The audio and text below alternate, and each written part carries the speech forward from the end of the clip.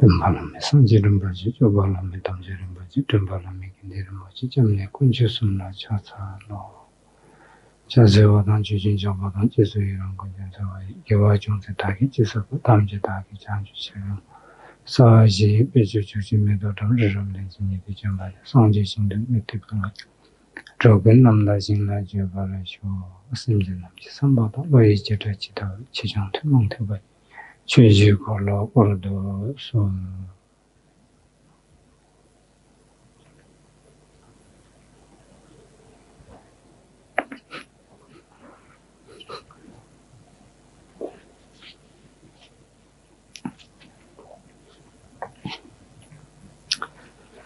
Good evening again, and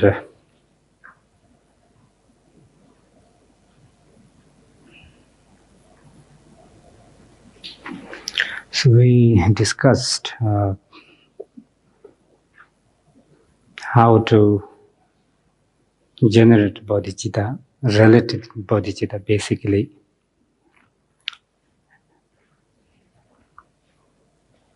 to lay the foundation in order to pursue the journey to reach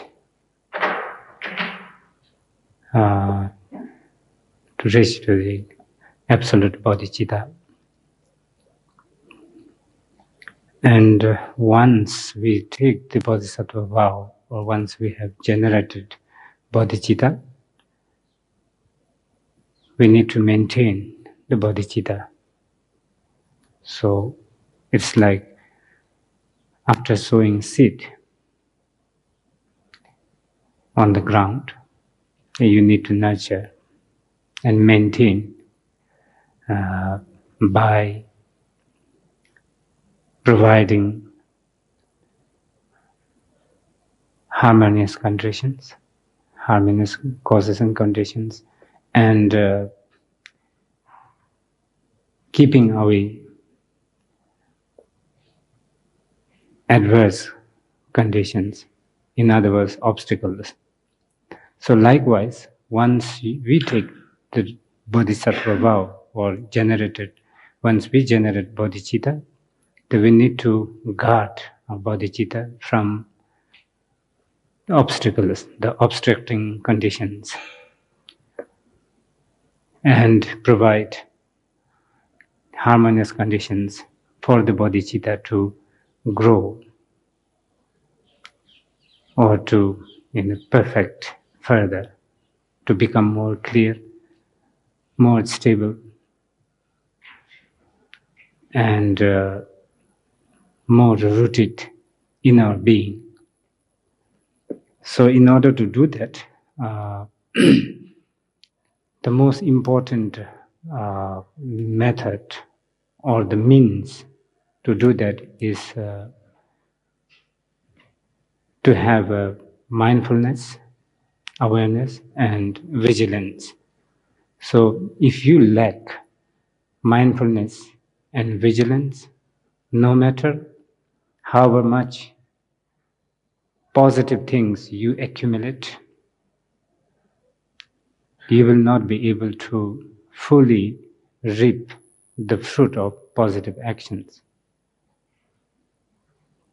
Because it is like accumulating a big treasure of precious things and leave all the doors open for anybody to just creep in and take away everything. So the thieves are the obstacles. So in order to guard the bodhicitta from the thieves of outer and inner obstacles, one need to practice mindfulness and vigilance. Mindfulness basically is knowing what is good and what is bad. So basically one needs to know what is one's own precept. What is the precept? What is the commitment one has to keep once you have taken the bodhisattva vow? And in order to really keep the precept, you need to apply vigilance. Because breaking the precepts or committing negative actions comes from not being vigilant about one's own state of mind. So it's important to examine one's own state of mind every now and then, whether it is in virtuous state, non-virtuous state, neutral state. And the thing we need to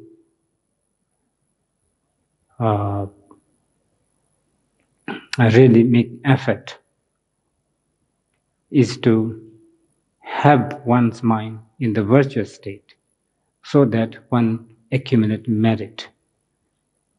Through negative actions, negative thoughts and actions, non-virtuous thoughts and actions, then one's accumulated merit gets drained off. One loses the merit. And bodhicitta cannot flourish in an environment of negativities, such as the non-virtuous environment. So it is important to believe in cause and effect. In order to have this belief, one needs to understand the view of dependent arising. So dependent arising, in other words, is cause and effect, cause, condition, and effect. So if there are, causes and conditions, and causes and conditions are gathered together, and there's no obstacles, result is bound to happen, even if one doesn't want to happen. So result will happen anyway. So if you accumulate and gather all the positive causes and conditions, your, the good things, such as rebirth in higher realms, and ultimately the attaining nirvana and Buddhahood is guaranteed, even if you don't want want that to happen. Usually bodhisattvas, they don't want that to happen, but they get enlightened very fast. Because of their positive actions, positive thoughts and actions, the strength of the positive thoughts and action, they attain higher stages of meditative absorption, and finally attain Buddhahood swiftly, although they don't wish to do that.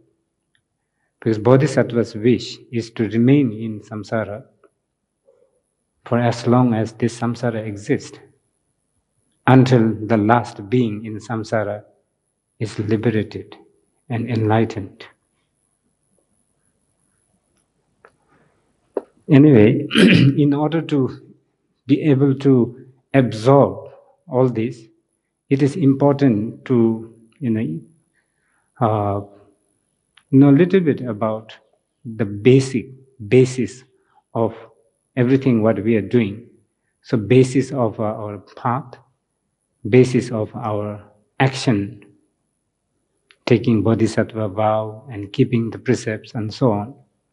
And all these, according to Shantideva, in the opening sentence, opening verse of the 9th chapter, the wisdom chapter, is just to support the birth of wisdom. And wisdom here is the wisdom attained through discerning or differentiating the different kinds of phenomena, the outer and inner phenomena. So basically it is the transcendental wisdom attained through cutting through the obstructing barriers, obstructing causes and conditions, all the obstacles, so to speak, the defilements. So defilement is no other than our confused perception, misconception, not understanding, wrong understanding of the actual nature of things. So in order to attain that wisdom, first it is necessary to establish the view. So basically in this 9th chapter, Shantideva first establishes the view, the basic view, the basic truth, so to speak, from the Mahayana, the Bodhisattvayana perspective. So it's the Bodhisattvayana approach.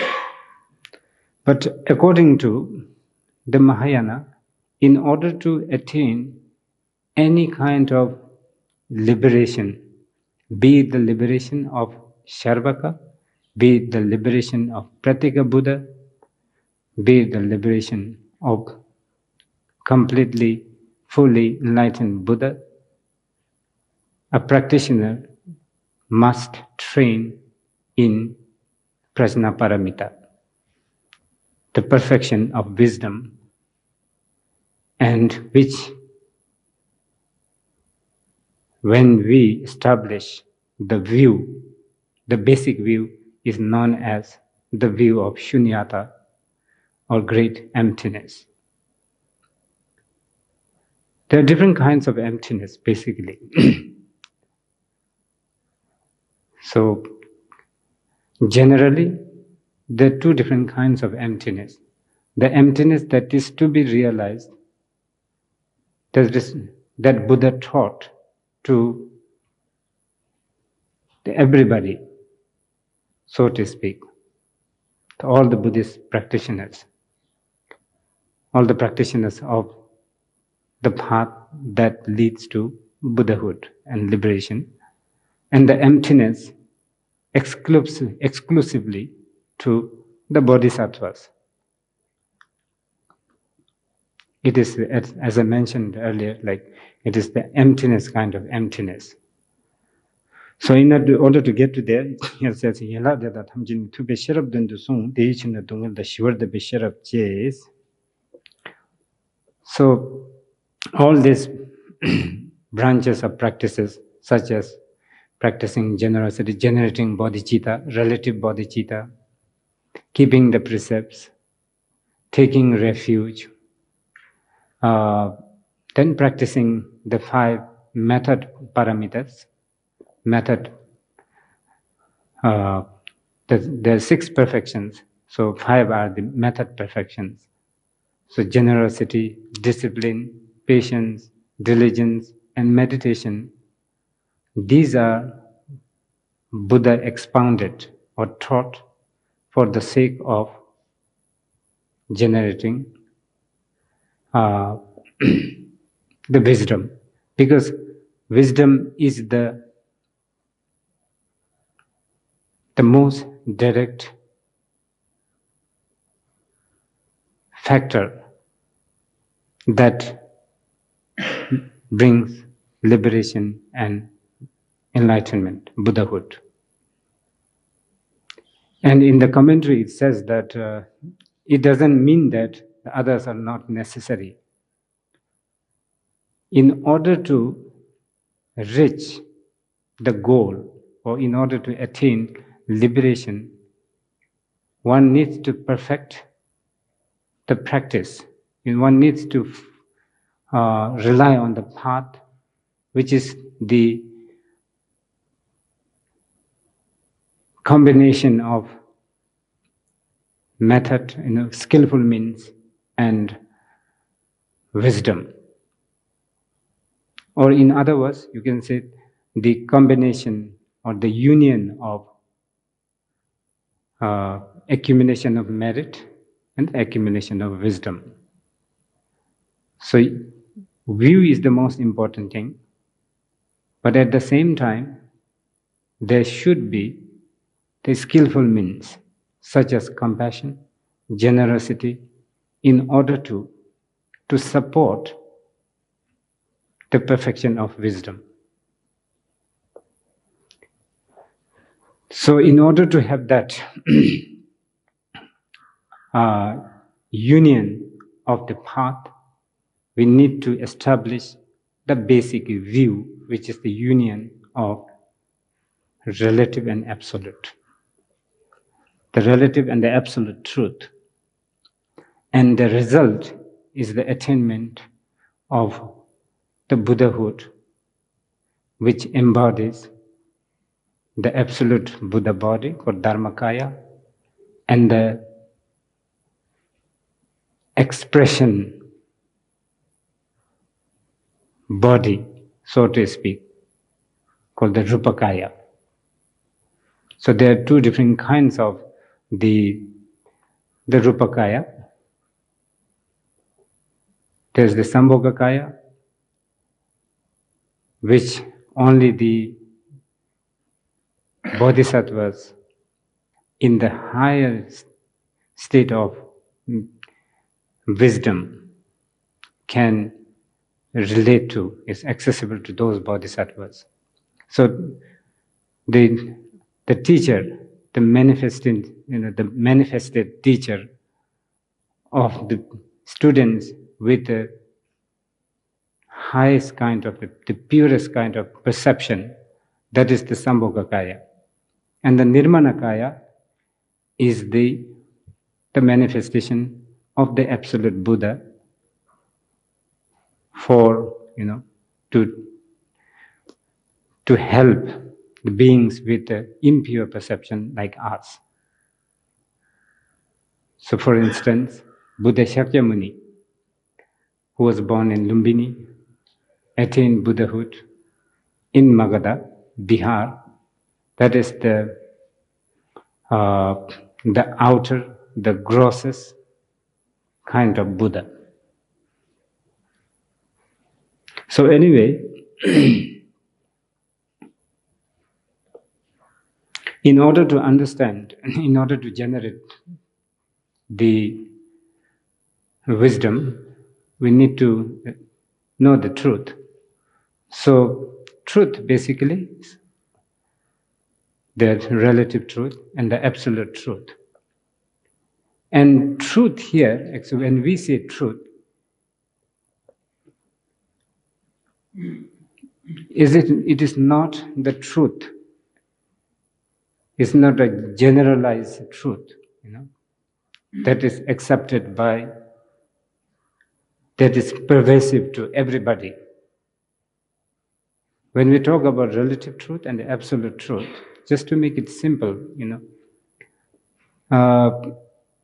is the object, truth is the object of the perception of different two beings. For instance, there are two truths.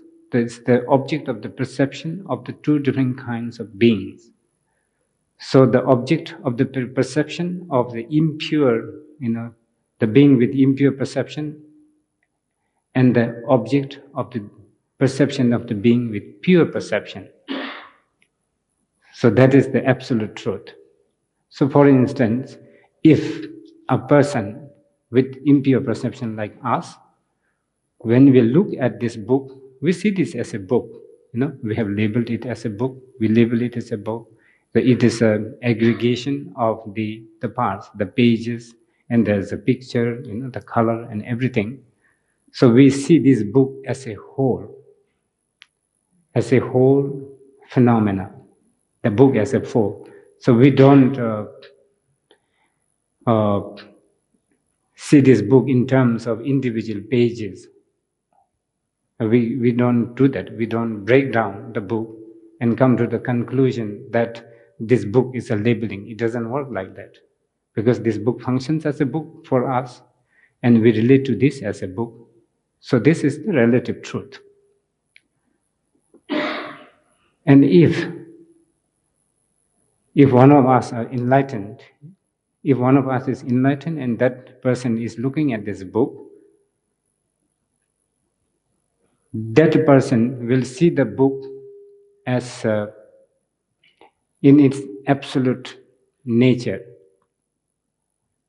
beyond expression, there's beyond words, beyond this conceptual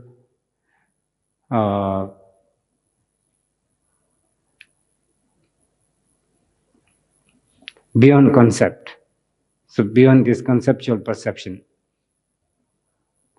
So it will see, the person will see the book as beyond any kind of labeling or elaboration. So that is in its absolute sense. So that is the absolute truth. So it is relative truth because the being with impure perception sees the book as true, truly existing thing. And its absolute, its nature is absolute because the being with pure perception in the meditation state, when there is no elaboration or the separation of subject-object, that conceptual duality, then it sees the truth, the actual truth. That's how the truth is established. The two truths are established. So it is not much from the differentiation of the true truth, is not much to do with the object itself. It is the perception. So the differentiation is based on, the categorization is based on the perception. Otherwise, if it is done from the objective point of view, based on the object, then there has to be two distinctive, two different things. Then there's no point in differentiating and establishing the truth, because an ordinary person will never ever get enlightened. Because the ordinary person will be looking at this all the time, it's fixed.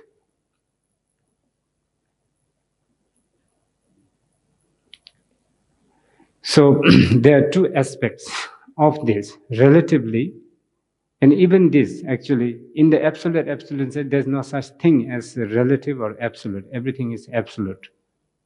But this differentiation is made in the relative. Establishing the truth, everything has to be done in the relative. So even these two, the so-called two truths, exist in the relative.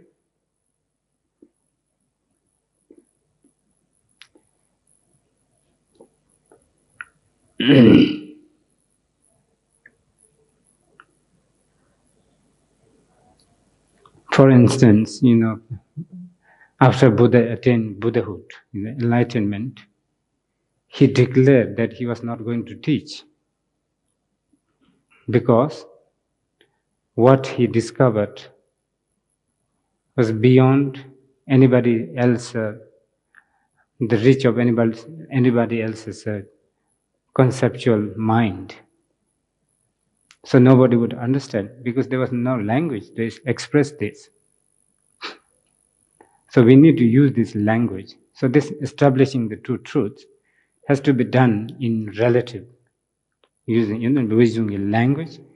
And absolute truth can only be expressed by means of analogy, by means of reference, by means of using the example, like dream, mirage, illusion. These are the classic examples that's been used to ascertain the absolute truth, the shunyata, emptiness. But when we talk about shunyata, it is not nothingness. That we must be informed. It's not nothingness. It is the union, the inseparable union of appearance and emptiness. So this book is empty in nature. If you analyze this book physically, if you take out, you imagine this book, you take out all the parts. So there's no book at all when it is, because it is a labeling on this aggregation of the parts, the pages and so on. So that's how the book exists. But at the same time, it does not have an independent existence. It doesn't have an inherent entity that can withstand, even if you pull out all the pages apart, or if you can logically dissect and disintegrate this book. So, the two truths, like the emptiness and appearance. Appearance is the relative, and the emptiness is the absolute. But they are not separable. They're not two different things. They're neither different nor one, actually, nor same.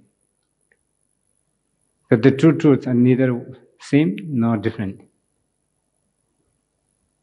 If the two truths are same, then the relative is samsara and the absolute is nirvana. So if they are same, it is one, even the Buddhas, realist beings, will revert back to samsara. Because even as they realize the true nature of the book, the absolute nature of the book, emptiness, they're still holding on to the relative, the appearance aspects. So they still have the impure perception. Impure perception means samsara. And if it is different, then no matter however much you try, you will never become enlightened. Because it is relative truth all the time. There's no absolute. So it's like fixed entities. So there, it is said in the commentaries that there would be four faults, fallacies, if you believe that the two truths are either separate or one.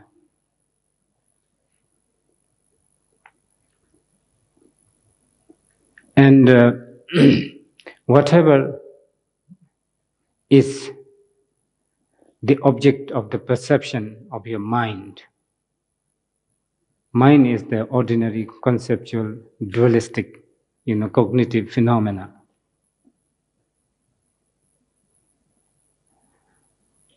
It is the relative. Anything that is, even the truth we establish using the logic and coming to that intellectual conclusion, that is also in essence relative. Because still we are applying mind. This dualistic mind, intellectual, conceptual mind. So absolute truth is not within the reach of the mind, the conceptual mind. That's what Shantideva says. It is beyond. And there's stages of, through which we can gradually get to that state where the subject and the duality of the subject and object cease to exist. There are different stages of the path. So basically, in the teachings, there are 37 stages. So, broken into 7 groups called the 37 factors of enlightenment, in order to reach to that absolute state. to fully realize the absolute truth, the Buddhahood, to attain Buddhahood or attain Prajnaparamita. And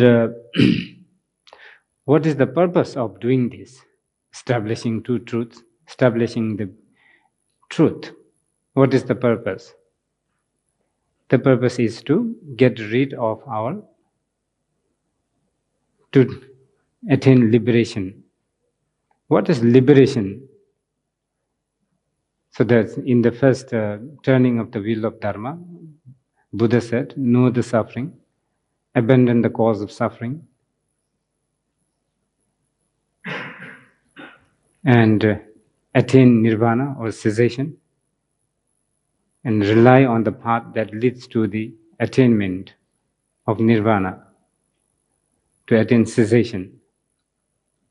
So, samsara is the combination of suffering and the origin of suffering. And in order to get rid of that suffering, we need to uproot the cause of suffering, the origin of suffering. And the origin of suffering is the root cause of suffering is the clinging to the self, clinging to what is called the I. So in the teachings it is said that with reference to the aggregates, the body and the mind we have, then because of our habit and lack of wisdom, we create this concept, non-existing concept called I, the self. And to that we cling. Once we cling onto that, fixate onto that, and that is called the basic, fundamental ignorance of not knowing the reality of oneself and the phenomena. And through that, from that basic ignorance are born the emotions like 6 root afflictions, 20 secondary afflictions, and infinite emotions. And emotions, then there's this attachment, aversion, like, dislike, and through that emotions, then action, physical and mental action is created, and action brings rebirth. Action is that formation, and that rebirth, once you have rebirth, then even if you are not looking for, you don't have to look for sufferings outside. Then the body itself is suffering. Once you have the body, then its limitations is subject to getting sick. Then you become a slave of the body because you need to maintain the body, secure the body. You have to feed the body. And because of your habit, then because of your clinging and too much attachment to the body, then you really need to make it extraordinary. Then, because of that, we become slave, and then in doing so, we go on creating more and more causes for our misery. So that's why first we need to cut the root of that misery, which is ego clinging to the self. And clinging to the self comes from clinging to the phenomena. The aggregates are phenomena. It's not self. It's not I. So not understanding the true nature of that, the aggregate of these 5 heaps, the heap of the 5 factors, 5 components. Basically, there's a form and then a mind, consciousness. Only 2, but there's a form, feeling, perception, formation, and consciousness. So 5 aggregates. So clinging to the 5 aggregates gives birth to the belief that there's something called I. And to that we cling, and then that is the beginning of samsara, which is suffering. And in order to cut or destroy clinging to the self, clinging to I, one needs to understand the true nature of the phenomena, at the very least, the aggregates, the 5 aggregates. If you can understand the true nature, the emptiness nature of this phenomena called aggregates, then you can relate to other phenomena. One of the greatest masters, the Madhyamika masters, the middle way philosophy masters, and a student of Nagarjuna was Aryadeva. He said, the ultimate view, or the ultimate truth of one phenomenon is the ultimate nature of all phenomena. Because the emptiness of form is no other than, there's no difference between the emptiness of this book and the emptiness of human beings.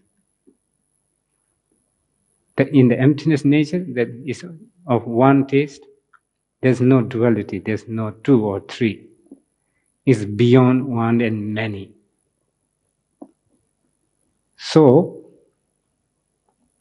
first we need to establish, in order to completely destroy the ego clinging, one needs to understand the true nature of the phenomena, the 5 aggregates.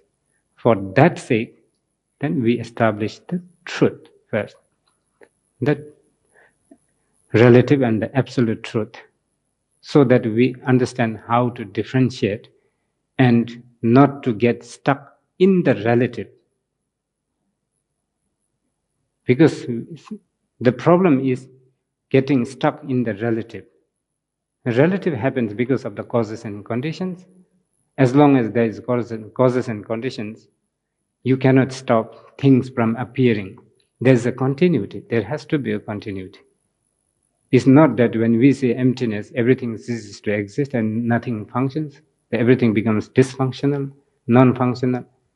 It's not like that.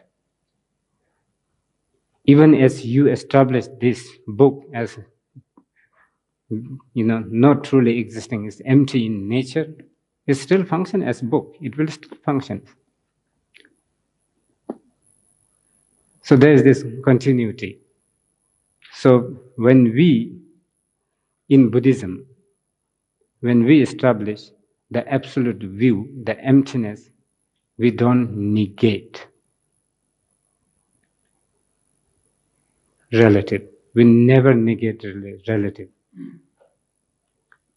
We only establish the truth in order to understand the two truths, so that the relative does not come on your way to you, when you try to understand and realize emptiness, the absolute truth. Because getting stuck in the relative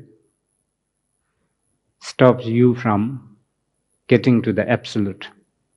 I think on the first day I mentioned this, I quoted this, our teacher, Zonsa Khyentse Rinpoche, he often quotes this. The great Indian master, Bengali master, Tilopa, he told his student, it is not the appearance that binds you, it is your attachment, clinging to the appearance. When you get stuck in the relative, then you get stuck, and then you lose your opportunity to connect to the absolute. Actually, relative, if you can understand relative, then it provides the best platform to get to the absolute. So we cannot negate or deny the relative truth.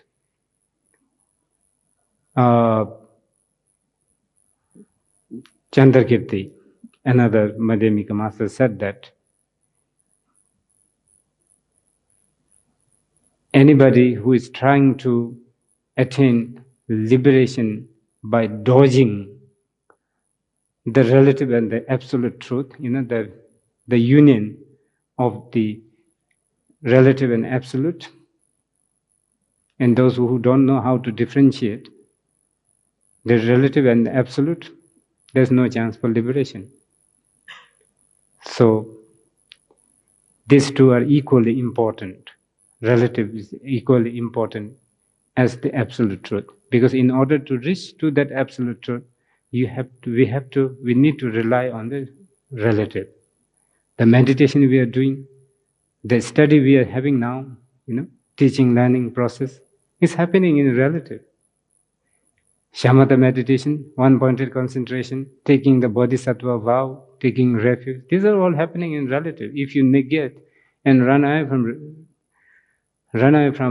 the relative,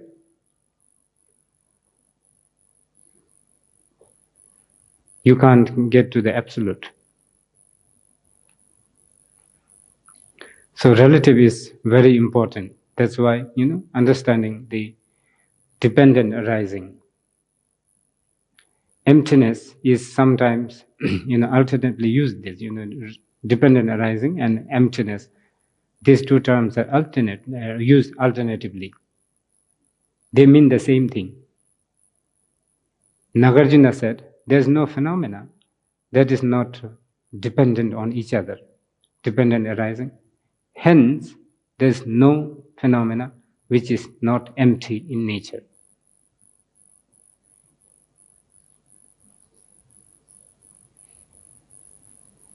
Wherever emptiness is possible, everything is possible. Wherever emptiness is not possible, nothing is possible. So that's why these two truths are not completely separated, the relative and the absolute. And in the sutra teachings, in philosophy, this is done by means of debate, analysis. So we have so many schools, and then presenting the opponent's viewpoint, and then making these arguments and refutations is quite mind-blowing, actually, this philosophy study.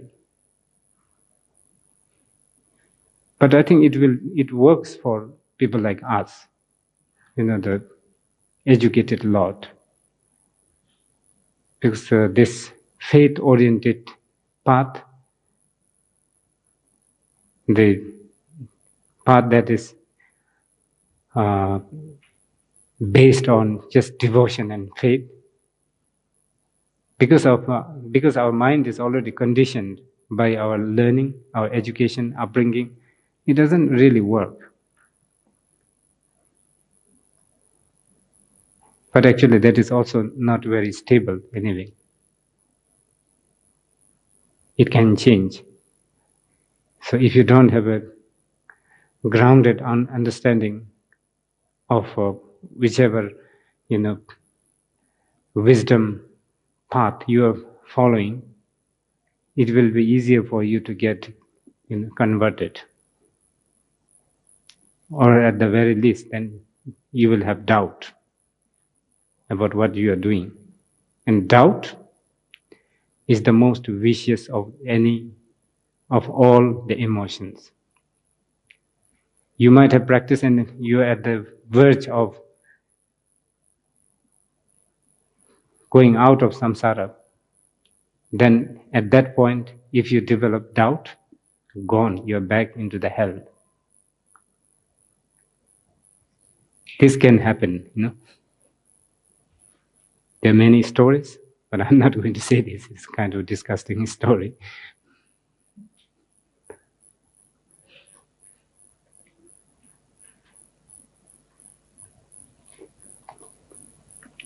Anyway, this is how, little bit of, dose on the wisdom chapter to establish, how to establish the relative truth and the absolute truth.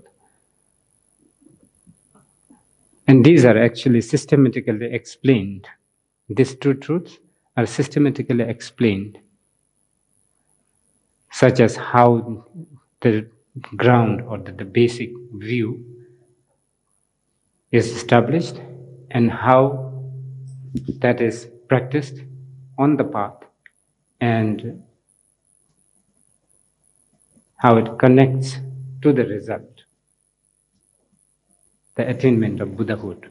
So these are explained systematically by means of refutations, somebody asking questions and raising doubts and answering the questions, clarifying the doubts.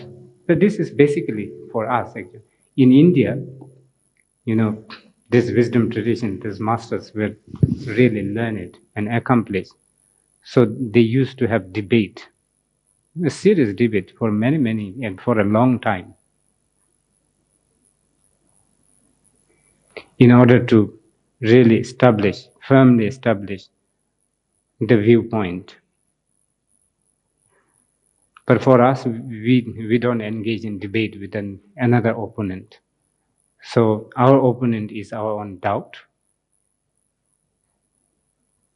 our own inconfidence. So it's important to read, study, and receive as many teachings as you can, and also not to just leave it on the book, in the book itself. Just apply however much you can, as much as possible, you can apply through contemplation, even through trying to generate some kind of compassion. The most degenerate kind of compassion, ordinary compassion, that's how you need to begin, I think.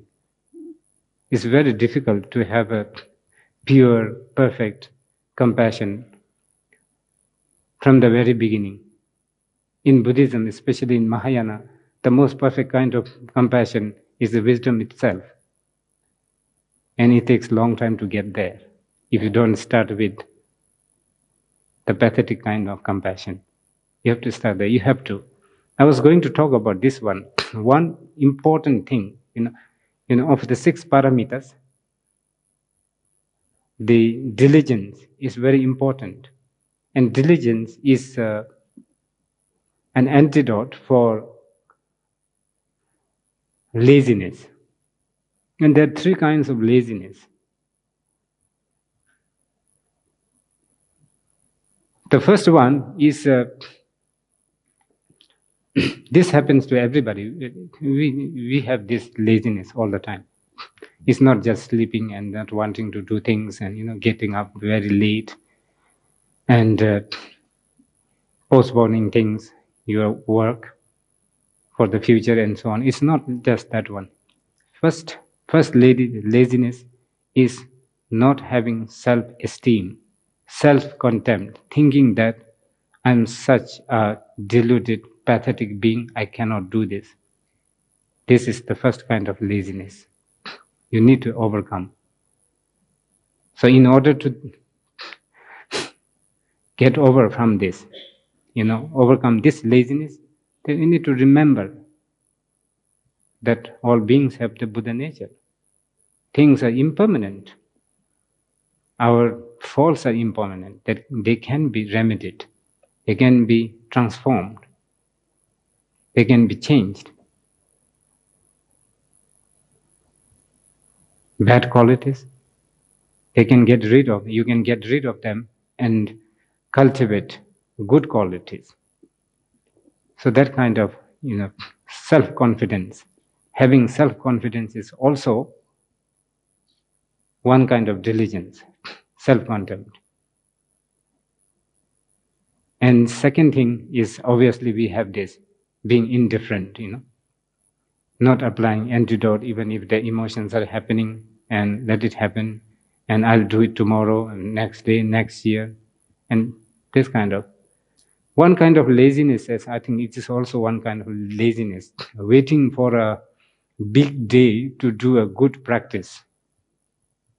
You have to do it now. If you get 1 second to do that, do it. 1 minute to do it, do it. 10 minutes to do it.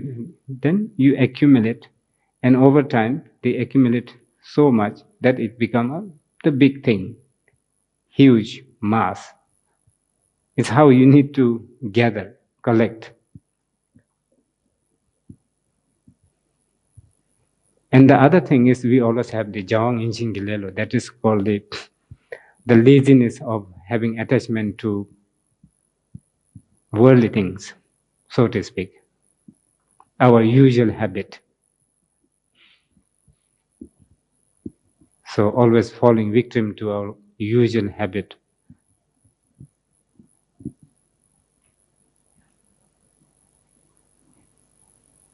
It could be non-virtuous, seemingly virtuous but not really virtuous, and neutral, basically neutral actions, neutral thoughts and actions, like sleeping, reading newspapers. Once in a while, I think you need to do that to entertain yourself. But instead, if you can entertain yourself by doing this, what's called the Tonglen practice, it's much more beneficial, I think, for oneself and others. Yeah, if you're sitting there for reading newspaper, like half an hour, if you do it like 10 minutes, you have lived your life 10 minutes, according to the preciousness of your life. You have made use of your precious life, human life, if you do it 10 minutes.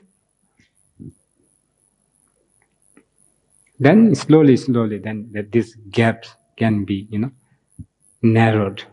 And then once you get really habituated with the practice, then there's no gap. Every moment, whatever you do becomes a practice. Then if that can happen, enlightenment is almost there.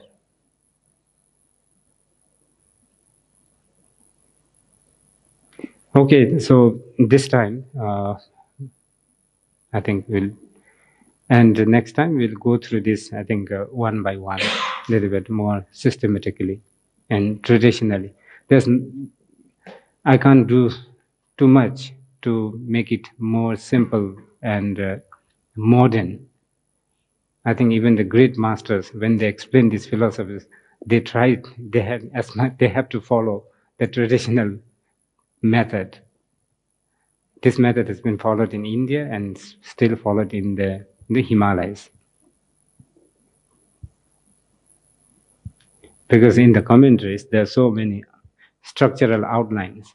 So half of your time you need to spend on memorizing and figuring out what the structural outline is, what the particular chapter section is about. And it's good to have that, you need to, if you can memorize the structural outline, then you can kind of figure out what the section is on. So there are so many details in that we can't, here I think it's not even necessary to do that. So if you have any questions, you can ask.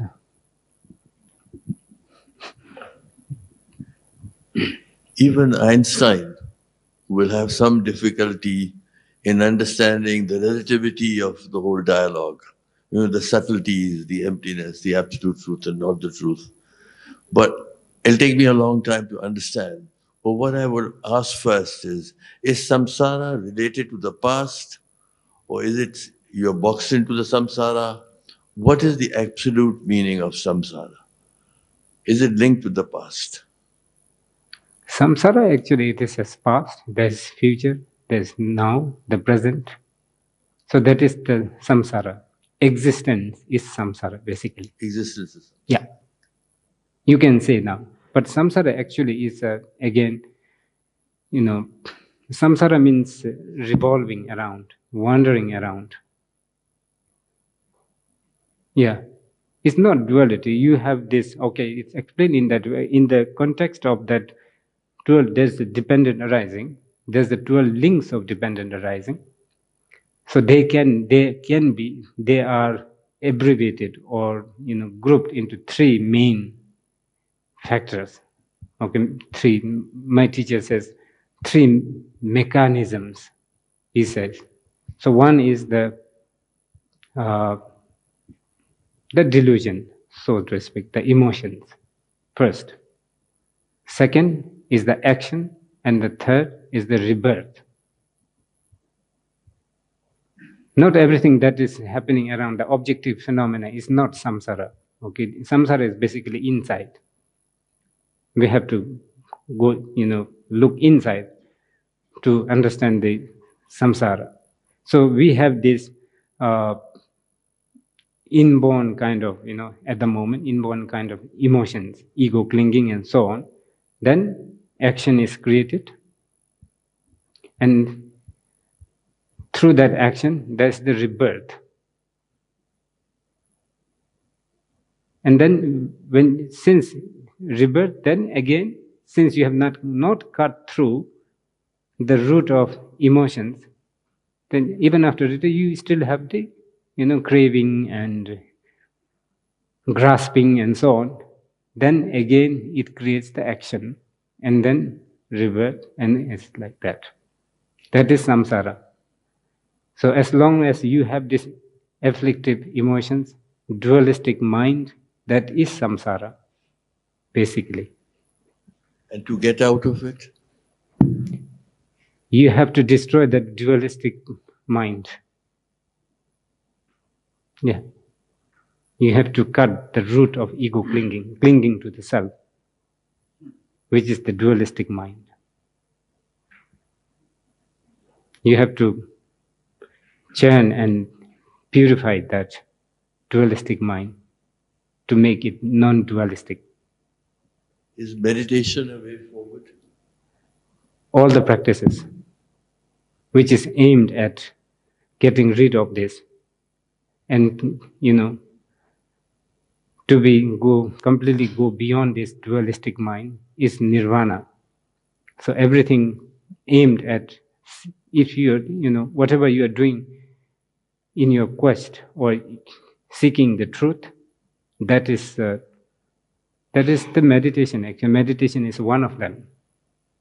Any practice, generating bodhicitta, doing this Tonglen practice, contemplation, meditation, all the practices. And compassion will be a major one? It is a major one, but actually they have equal stake. They have equal stake. They play equal role. Although wisdom is the most important. So in other words, if I may ask another question, there is a virtual world and the absolute object. Because the relative truth and the absolute truth, or the relative object and not the absolute object. So it's all around the subtlety of separating what you see and what you perceive. In other words, illusion. Yeah, whatever we perceive now is the relative, just the relative. The appearance is just the illusion. Thank you. Thank you. So we need to understand that it is illusion. And then we don't get caught up in illusion. If you are free from that, getting caught up in illusion, then you are enlightened, nirvana. I wanted to ask about, you were mentioning activities like if it's a kind of laziness if you read the newspaper. So how do you distinguish between like what are good activities and what are not? In the sense, if reading a newspaper is a sort of waste of time. It will depend on your motivation, what you are looking for. If you are seeking truth and reading newspaper as a method to get to the truth, then it will also work to a certain extent, but you have to do it mindfully with a certain awareness. So if we do it with the intention that reading newspaper will bring enlightenment for other beings, then you can do that. But it's hard for us to relate to that kind of,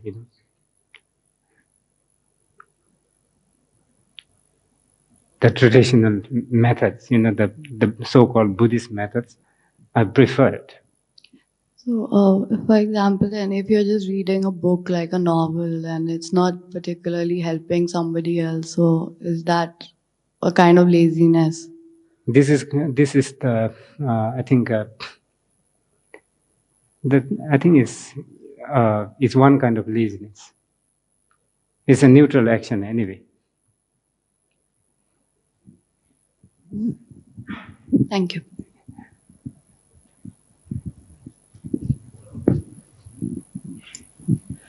My question refers to offerings. In your previous presentation, you talked about water offering, and I did not understand exactly what you meant by water offerings. Water offering is just offering. There are 7 offerings. We traditionally have 7 offerings. There's the water offering, 7 offerings. There's drinking water, feet washing water. This is very Indian. And then incense, flowers, offering to different senses actually, in order to purify, oneself.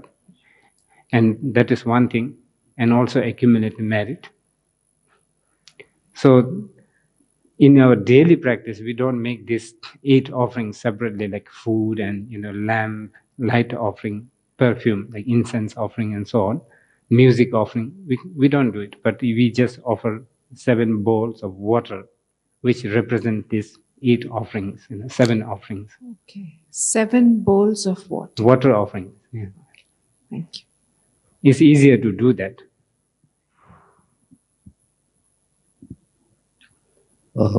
Kanpila, I just wanted to check. You mentioned about the 5 aggregates.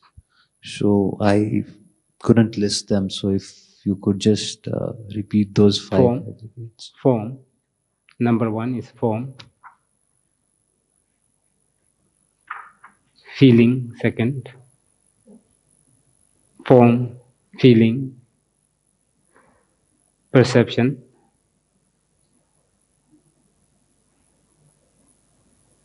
Formation.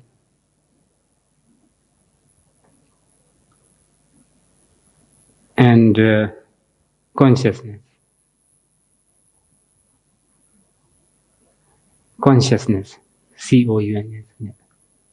C-O-N-S-I-O-U-S-N-S. Consciousness. Yeah. Consciousness.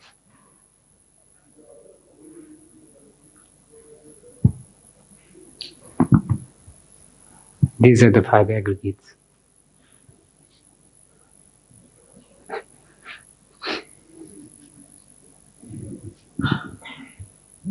Kenbo, I'm having a difficult time putting together 2 parts of what you said. Early on you said the Bodhisattva's taken a vow not to remain in samsara as long as all beings are suffering. But because of the depth of their training, they're liberated anyway. They achieve Buddhahood in any case, even though they don't want it. Then, towards the end, you said that on the verge of liberation, doubt can arise, which can throw one back into the hell realm, you said. But there seems to be one kind of doubt that would not do that, and that is that at that moment of liberation, a bodhisattva a doubt would arise based on the bodhisattva's vow. At that moment of liberation to say, no, I've taken a vow not to do this. So that seems like It is not doubt, I think. Not doubt? It is not doubt. Doubt is doubting that liberation itself. Doubting liberation. Here he's not doubting. I don't want to, I'm not supposed to. It's not doubt. Doubt is, you find something not right with liberation. So you're not really sure about liberation. You have to be really have this conviction and confidence. You have to be, 100% sure in order to attain liberation, to go away from samsara. Okay, so Yeah. it's the doubt Bodhisattva. about the reality of liberation that you're referring to. Okay. I think it will further, and what you said about the bodhisattva are not supposed to get enlightened for the sake of other beings. That will further enhance his realization.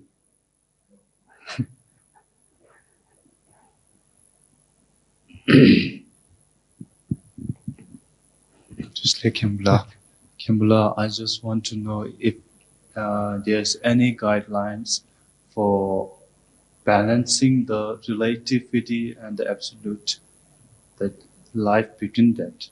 How do we live in that? Sometimes even we, how much we try to be mindful, we somehow fall into those negative deeds mentally, speech, mind. So is there any guide? Or? Okay, guidance means as much as possible, as much as possible you try to apply the methods such as mindfulness to be virtuous in action and thought. But because of our habit is very strong. There's an example given in this Shantideva's 9th chapter.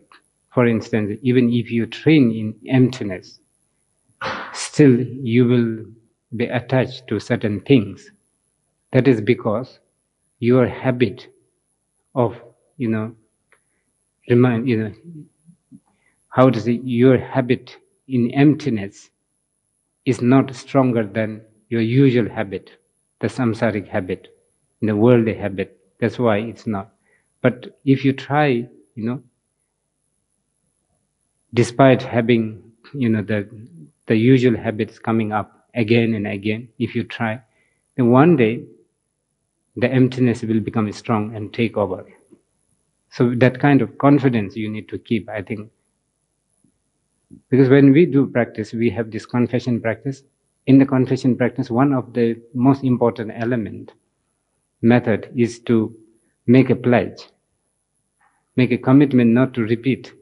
But we will repeat anyway. We have afflictions. We have wrong views. We will go on repeating. But you have to again make commitment. So one day you'll be able to really live up to that commitment. So actually patience is also, that is also one kind of patience. To be patient about, the length of time taken to accomplish the practice.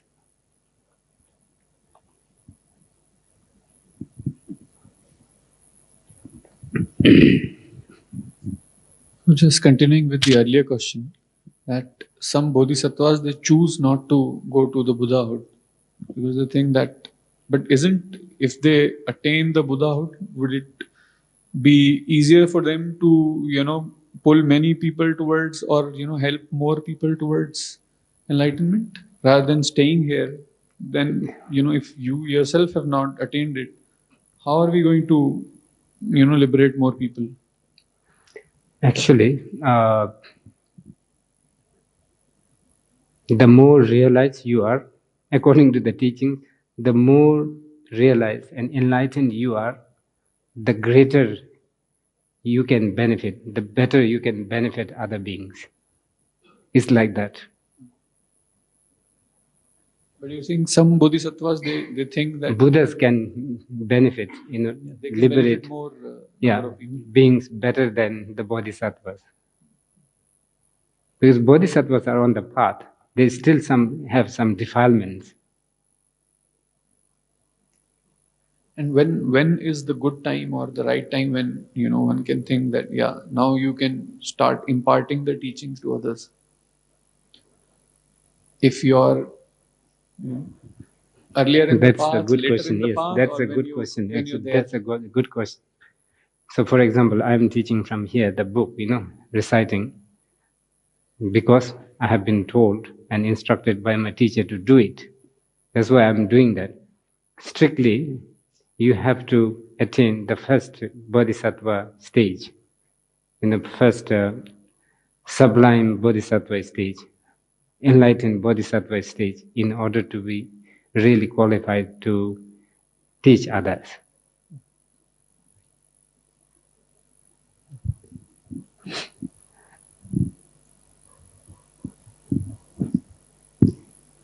So I think that's it.